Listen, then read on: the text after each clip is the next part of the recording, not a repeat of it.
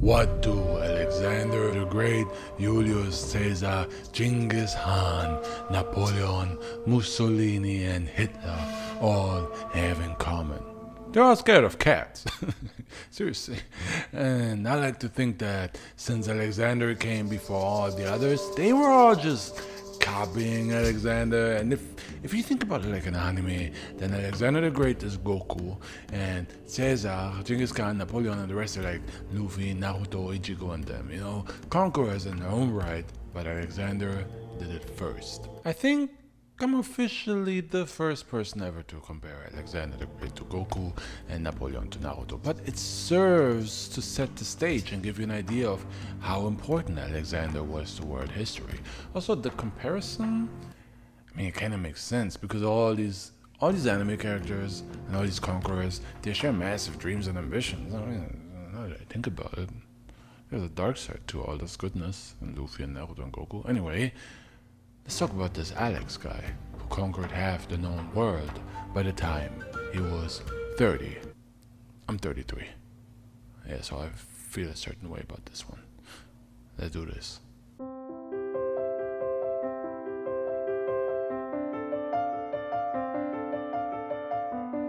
Alexander's story starts before Alexander's story actually starts.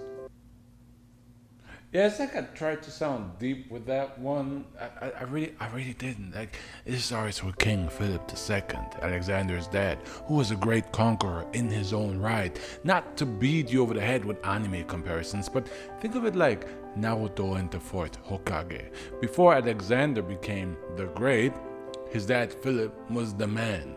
The year is 359 BCE, and Philip was king of Macedonia at a time when the Greek Empire was crumbling.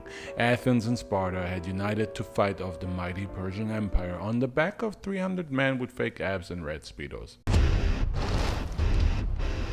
But that war left the powerful Greek realm depleted, and a depleted realm is a realm in chaos, and a realm in chaos is a ladder. So there was a lot of infighting over the future of the Greek Empire, and one of the challengers was Philip II, king of Macedonia, aka a king who was majorly disrespected by the likes of Athens because Macedonia was considered some backwater hole. But might as well keep going with the anime comparisons. Many anime have taught us that people from backwater holes can accomplish great things, and Philip was on his main character energy for real and beat up the Greek nations, who were now just a bunch of philosophy nerds not ready to fight Chad Philip. So before long, the backwater king, who had ruled over this, now ruled over all of this.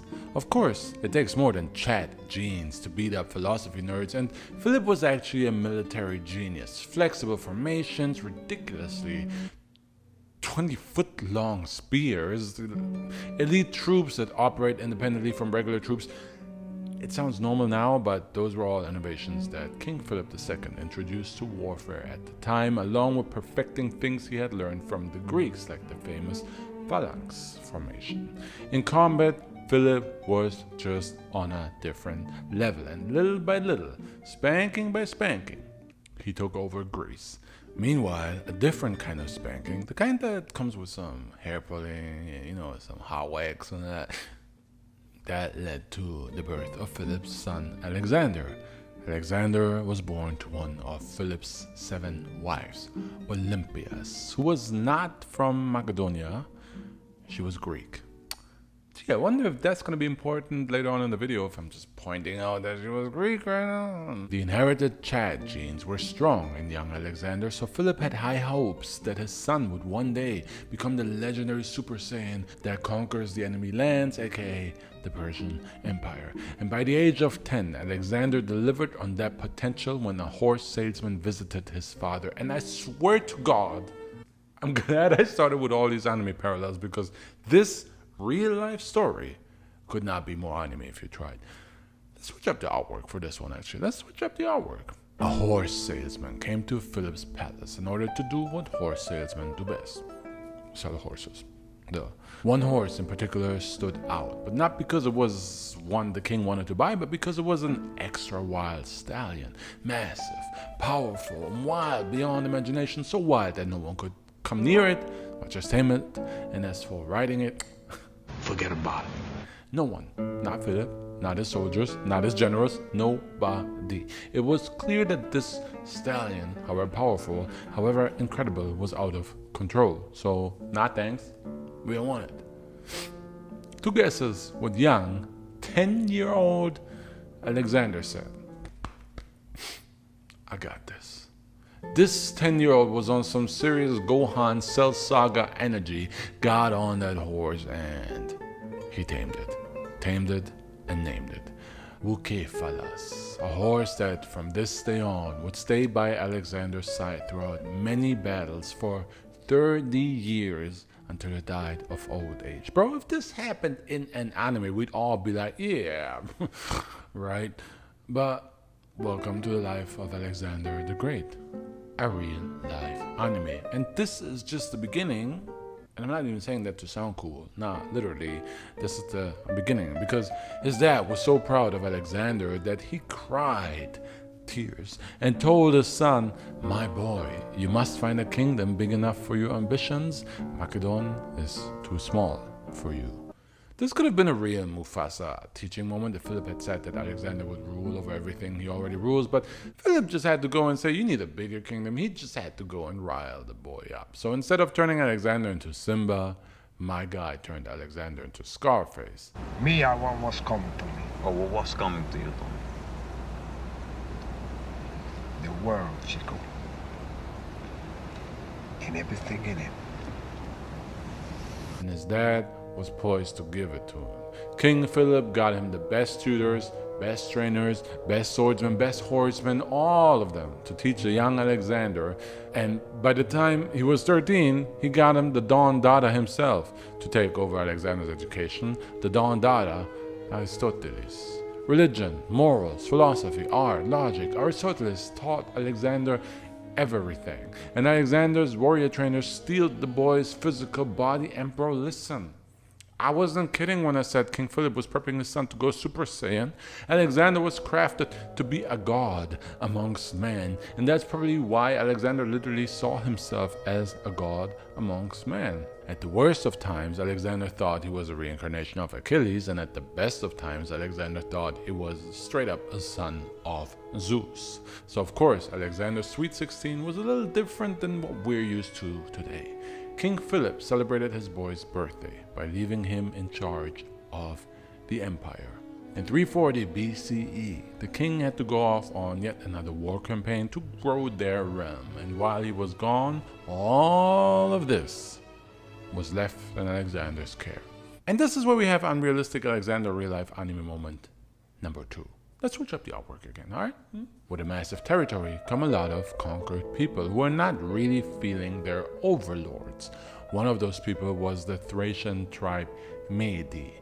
They knew that they could never defeat Philip's military genius, but with 16-year-old Alexander in charge, they went into open rebellion because these grown men felt pretty good about bullying a teenager and were certain that they could defeat him. Or so they thought. お前はもう死んでいる。何? Listen, y'all, we're talking about a guy whose nickname would later be the Great. Once Alexander heard of the rebellion, he took his army into the rebels' hometown, killed everybody that didn't run away fast enough, and then sold the rest in slavery, took over the city, and named it Alexandropoli. Bro, he named the city after himself. I mean, come on. Table, meat, meat. You get me? You know in anime and manga, when geniuses already have ridiculous feats when they're super young, just so it's established that they're special? Yeah, that was literally Alexander.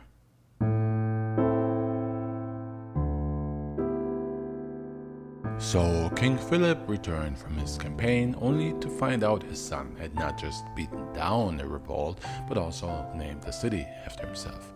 Papa King was proud and impressed, so impressed that he gave his teenage son his own army to beat down more revolts and uprisings all over the empire. I mean, Alexander was 16. When I was 16, my dad increased my pocket money to like €50. was a big day for me. Teenage Alexander was not just a token army leader, neither. Nah, man. He literally joined his father on war campaigns and was a vital part in a crucial battle against Athens and other Greek powers for the future of Greece. A battle that Philip and Alexander won to finally unify Greece under King Philip II leadership in 338 BC. And I just want to throw this out there that I feel like conquering lands with your dad is like the best father-son bonding time ever. I mean, I love playing basketball with my dad, and thank you, Papa, for showing up to all my games, but you know, every once in a while it would have been cool if we like would have conquered at least a village, at least a farm, you know, something. Anyway, you'd think son and father that conquer together stay together, but they didn't.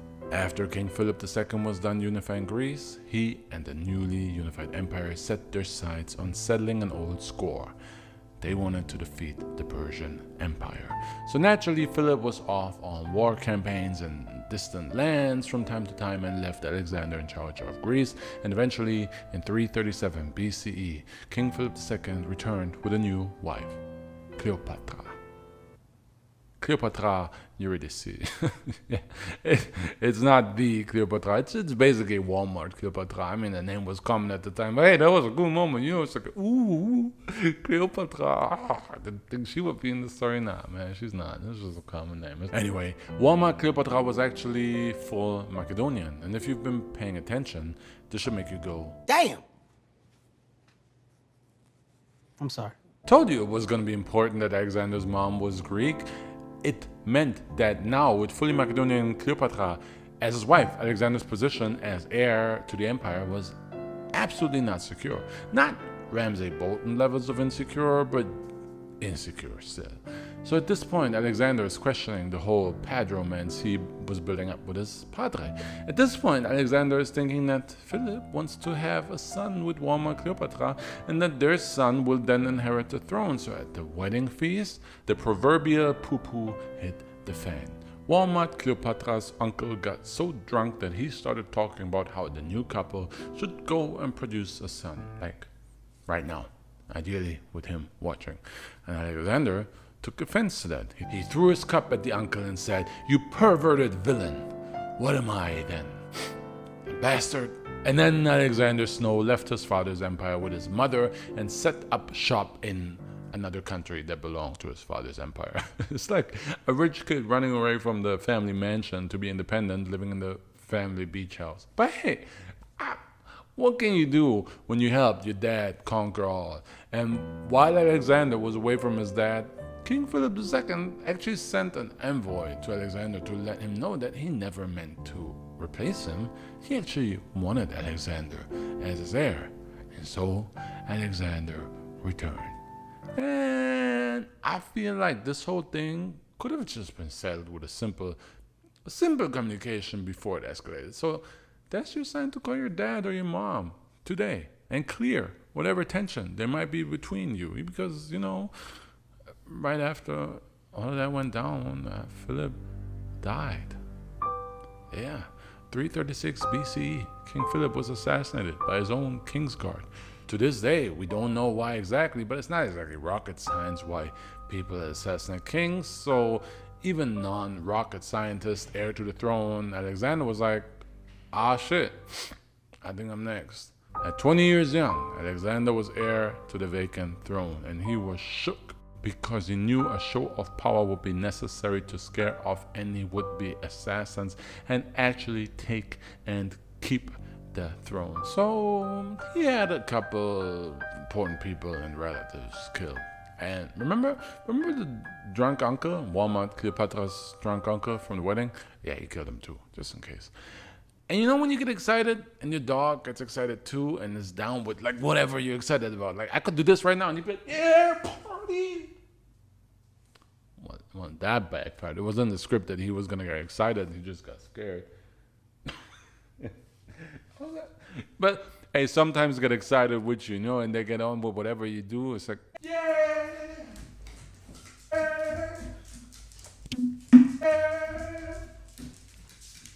That was literally Alexander's mom right now. Alexander's energy got her super excited, and she was like, "Ah, yeah, let's kill some bitches." Like, she killed Walmart, Cleopatra, and her daughter, and her son, and then in her excitement of just poisoning people, she poisoned other people, but she botched the poisoning of those other people, so she just left some people mentally or physically crippled for the rest of their lives.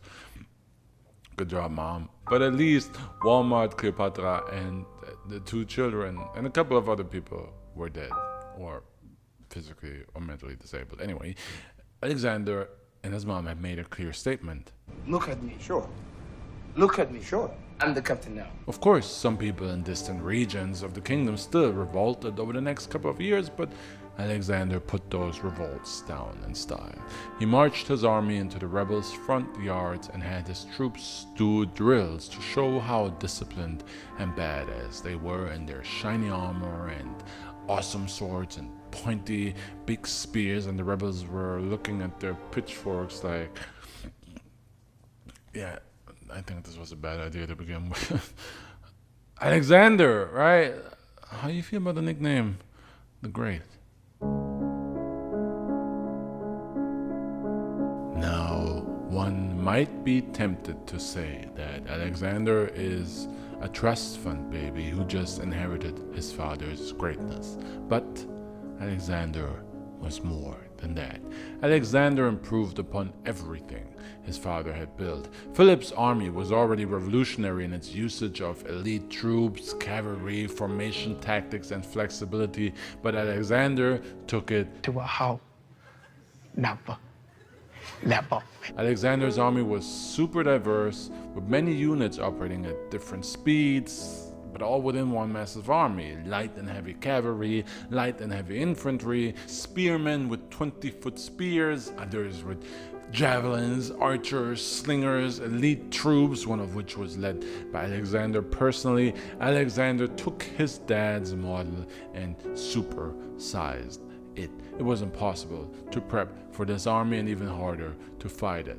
Add to that the insane respect Alexander commanded and the absolute discipline he instilled in his troops, and yeah, Alexander's dudes were a wrecking ball. A flexible wrecking ball. I think like Miley Cyrus, who seems to be very flexible. What am I? Everything I listed doesn't sound like much now, but at the time, this type of army was super duper revolutionary and was no problem for Alexander to keep Greece under his control, even though the Greeks weren't exactly thrilled to be ruled by another Macedonian, since they never accepted Macedonia as a part of Greek, or Macedonians as Greeks rather, and also didn't like Alexander's king-like behavior. But what can you do when a guy slaps the crap out of whoever speaks up against him? And I don't mean that as a figure of speech either. When the uprisings all over Greece, because it was a big empire, were becoming too annoying for Alexander just because they pop up wherever he wasn't, like whack-a-mole. Alexander decided that he had to set an example. The next uprising would be completely destroyed, and that was Theba, better known as Thebes. They revolted and they were completely destroyed. Alexander leveled the city and then created smaller cities in its stead and populated them with the surrounding people, and that message, that fear, kept everybody in line. Alexander's rule over unified Greece was now cemented and unquestioned, and so Alexander could finally focus on bigger, better things. Specifically, one thing his father had set in motion but never managed to accomplish: conquer the Persian Empire. And just so you understand the level of ambition that this had to it, this was Alexander's empire at this time, and this was Persia. There's a reason many call Alexander's campaign in Persia the greatest military campaign of all time. And it started in 334 BCE, when Alexander took 48,000 men from all over Greece and marched his army across the Hellespont into Persian territory. And you have to know that Alexander was the kind of commander that's not sitting back at the war camp just looking pretty. Nah, man. Alexander was the kind of commander that literally charged. I mean, he loved the tales of Achilles. He adored the Iliad, which is funny because that's like the anime or manga of the time. So it's like us really thinking we're Goku. Alexander was just like that. He thought he was that dude. So he fashioned himself after the greatest hero of the time, Achilles. And he charged into that first battle against the Persians, like.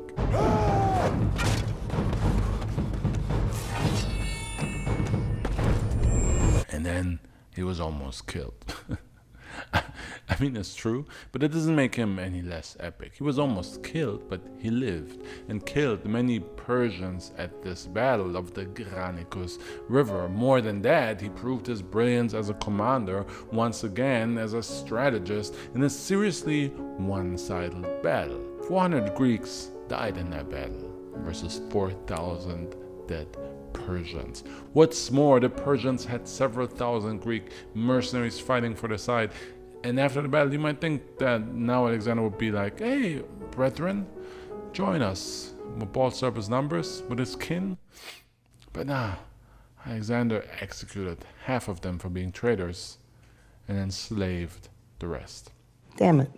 Next, Alexander and his army traveled down the Persian coast and declared each city to now finally be free of the Persians. AKA, we're actually kind of conquering you, but Aristoteles told me it sounds better if I'm telling you that I'm granting you your freedom.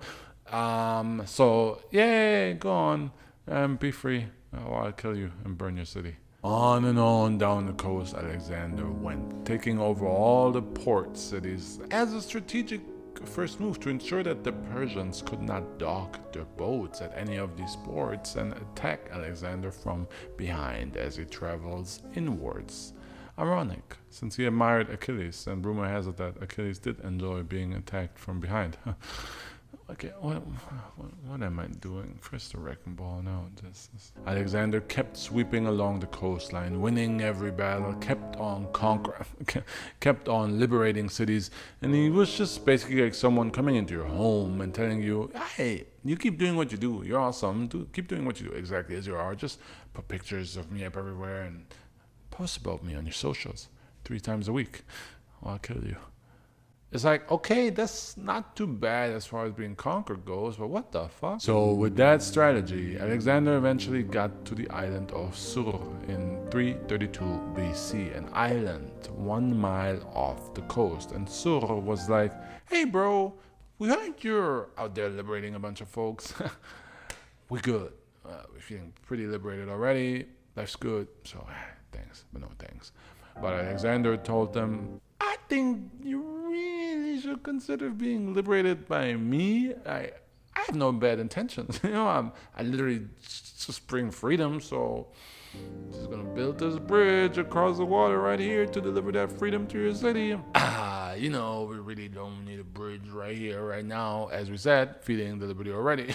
So let me just destroy your bridge, because, already feel pretty liberated. Okay. I hear you. I'm just gonna build a new bridge. There we go. I'm just gonna send some liberation ships too. You're gonna love it. The good old liberation ships with siege weapons on them. No thanks. So the city of Sur literally threw rocks in the water to stop the ships, but Alexander kept sending his liberation army, and finally, after 8 months, the city of Sur was liberated. To be exact, 10,000 men were liberated into the afterlife, and 30,000 men, women, and children were liberated into slavery. After the liberation of Sur, the other cities were so excited about Alexander's liberation army that they didn't even fight against him, except one place that still resisted: Gaza. Yep. The Gaza. Talk about a place that cannot catch a break. Back then, Gaza was another siege for Alexander, and as punishment for resisting his gift of liberty, Alexander and his army killed all the city's men and sold all the women and children into slavery. And then Alexander forced the local governor Baptiste to kneel before him, and when Baptiste refused to do that, Alexander tied him to a chariot by his ankles and dragged him around the rocky streets of Gaza until Baptiste was dead and continued to drag him along long after. Damn. Remember how I told you Alexander thought he was Achilles? Yeah, I meant that, because that's literally what Achilles did to Hector. Obviously, Alexander kept on conquering, and even country borders couldn't stop him. So while he was at it, he figured, what the hell, might as well liberate Egypt too. And still in 332 BCE, Alexander and his army hopped on over to Egypt to do just that. Funny thing is, Egypt actually felt liberated. They actually welcomed Alexander. They had an oracle proclaim him the son of Zeus, and Egypt literally crowned him as pharaoh. They loved him, and he loved them. Alexander had mad respect for the Egyptian traditions, culture, history. It was a whole love story up in there between Egypt and Alexander the Great. Pharaoh Alexander the Great. So as far as Egypt was concerned, yeah, that was easy. But then, at this point, Alexander's territory had grown from this to this. And after Egypt, Alexander went back to get himself some more Persian land. So of course the Persians at this point really had to do something. And their first move was to offer Alexander peace terms. And Persian king Darius sent Alexander a letter that read, "Keep the lands to the west of the Euphrates River and we're good. I mean, hell, let's co-rule. Marry one of my daughters. What the heck? Our empire was a little too big for us anyway, so you can have all that. West of the river, all right? Just leave me alone, east of it. Cool? I'll give you a lot of money too, okay? Just fuck off. And if you don't, we'll hit you with the full might of Persia." Again, this is Alexander's empire at this point, and this is Persia. That's a 155-pound lightweight fighting against a 260-pound heavyweight.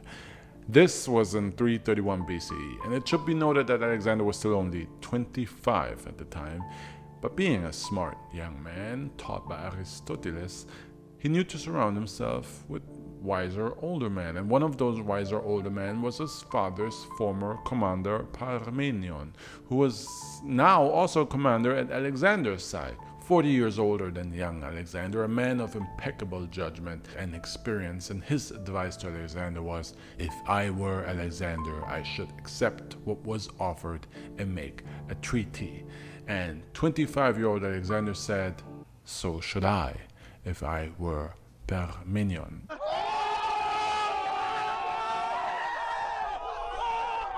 Honestly, all Alexander really needed to know was how many men the Persians have. So he asked them, yo, full might of Persia, huh? Was that like 100,000 men, 150? What are we talking, huh? Well, Alexander, we're gonna attack you with 250. It doesn't matter how many men you attack me with! So, Persia triggered. It should be noted though, at this point, there was also trouble in Alexander's camp. Alexander started to feel less like Alexander the Great and more like Alexander the Grandiose. If anything, Egypt's reaction and him being told by the oracle that he is the son of Zeus just went straight to his already big head. And Alexander's men were like, bro, first of all, stop this son of Zeus crap. We literally know your dad. It's Philip, bro. And also, king of Greece, Shah of Persia, Pharaoh of Egypt, what are we doing? That's too much. But in his endless ambition, Alexander was deaf to the first rumblings of unrest in his own army. He was too excited by all the new lands he conquered and their exotic ways and cultures. Actually, Alexander was not just excited by it. Hell, I loved it! Alexander fell completely in love with Persia. And mind you, this started as a hateful war campaign to take the Persians down, not to have respect for their culture. And in Egypt, Alexander even founded a city, Alexandria, and he was all loved. And in Persia, he took wives, fathered children, adopted the Persian customs. So depending on which side you stand on, Alexander was either becoming a benevolent ruler that transcended cultural division, or he had lost his way and was a traitor to his own people and to most of his army, his men, Alexander was a traitor to his own people, and he lost a lot of respect, especially when he had his Greek generals married to Persian women and included Persian soldiers in his own army and even promoted them to lead Greek troops. His love for Persia was too big, and the greatness of his campaign was beginning to unravel. Just out of Greek pride, though, and out of loyalty, they still wanted to see the conquest of Persia through to the end. And the final battle was upon us. Alexander and his men faced off against the full might of Persia. 47,000 versus 250,000. The Battle of Gargamella. Despite his men being unhappy with his personal decisions, Alexander was still the greatest military mind they knew. So they followed him into this battle to finish what they started against ridiculously overwhelming numbers. Some historians even like to exaggerate the numbers to say that Alexander the Great and his roughly 47,000 men faced off against 500,000 Persians. We don't know for sure what the number was, but whatever the case, even Alexander's advisors told him this would be impossible and he should not fight the Persians in a fair battle. But Alexander didn't listen to them. Then, wise, old, brave, experienced Parmenion spoke up again and suggested Alexander should attack the Persians at night, take them by surprise. But Alexander looked at him and said, Cowards do that, and that ain't you! You're better than that! So Alexander faced the Persian army that outnumbered him at least 5-1 head on in a fair battle, and he won. 47,000 Greeks defeated 250,000 or more Persians. The Persian army, in fact, wasn't as much defeated physically as they were defeated mentally. The Persian king Darius was tired of being embarrassed by Alexander over and over, so in this battle, he led the charge against Alexander and his troops. And Darius's troops charged with chariots and heavy cavalry. But Alexander was expecting this and used his light-footed archers to piece the cavalry apart with arrows. And when what remained of the chariot assault closed in, Alexander's troops simply opened their ranks, let the Persians in, trapped them, and slaughtered them. Darius's own chariot was also downed, so the king fled the battle on horseback, and at the sight of their cowardly king abandoning them, the Persian troops were done. Of course, there's much more detail to this battle, and I'm simplifying, but that was the crucial tactic that ultimately led to the one thing that's really important here. Against impossible odds, Alexander won the battle. He had conquered Persia. The man who ruled over an empire of this size now commanded an empire of this size. After entering Persia with some 40,000 men, Alexander the Great now ruled over half the known world at just 25 years of age. But conquering Persia was the beginning of Alexander's downfall.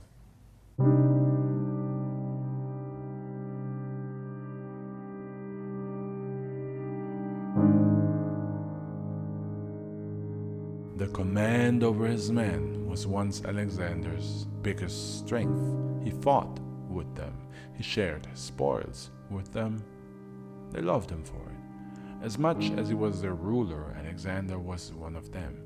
But even though he was one of them, Alexander failed to see that his ambition was simply on a different level than everybody else's. After 8 years on a war campaign, his men wanted to see their families. They wanted to actually enjoy their spoils of war and not eventually die in an endless conquest.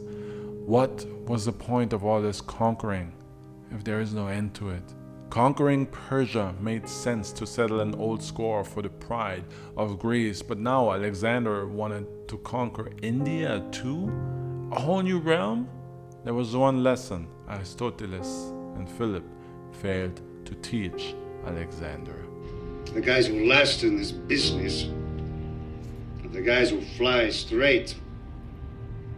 Low key, quiet. You're the guys who want it all. Chicas, champagne, flash. They don't last. Still, Alexander managed to convince his troops to attack India, and he might have just been able to convince them to conquer India with him if it wasn't for the fact that in his first battle against the Indian ruler King Porus in 326 BCE, Alexander lost more men than in his entire Persian and Egyptian campaigns combined. This was the last straw, fighting against a ferocious new enemy that employed war elephants in a foreign territory, a foreign climate, further away from home than ever, with a higher chance to die than ever, all for an Alexander that had bought into Persian customs and cozied up with the enemy.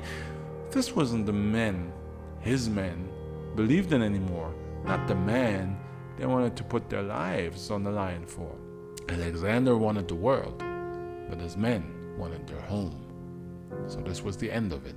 Alexander's men refused to go further, and Alexander had to accept it. Not defeat on the battlefield, because he never lost a single battle there, but defeat in commanding and inspiring the men he fought alongside with. Alexander had to promise to finally march them home, all the way back through Persia. And then on their way home, Alexander was like, hey, but while we're on our way through Persia already, let's end some rebellions here and there and conquer everywhere we forgot to conquer on the way here. How do you feel about that? Everybody raise their hand and thinks that's a good idea. And it is then that Alexander died. Not exactly right as he said that. They didn't tear him apart on the spot. Alexander died on his way back to Greece through Persia. He died in Babylon in 323 BCE, and we actually don't know how exactly he died, but it sure is some convenient timing that he died while marching frustrated troops home, the long way home. Frustrated troops kind of considered him a traitor at this point. Does that mean they killed him? No, but it's possible. But what we can be certain of is that Alexander died of some form of poisoning. Alcohol, a disease, or the good old-fashioned killer crazy ruler type of poisoning. We don't know. All we do know is that Alexander the Great died at age 32, 13 years after he inherited this empire from his father. Alexander the Great died while in charge of this empire. I'm just saying, he was 32, I'm 33, and I'm barely in charge of this guy. Damn. I love you though.